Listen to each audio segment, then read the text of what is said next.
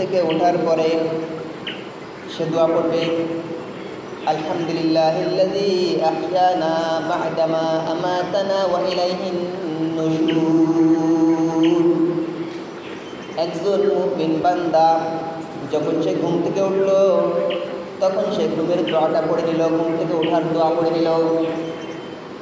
এরপরে বান্দা ঘর থেকে বাহির হলো, বিসমিল্লাহি তাওয়াক্কালতু আলাল্লাহ, এই দোয়া পড়িয়া ঘর থেকে বাইর হইল।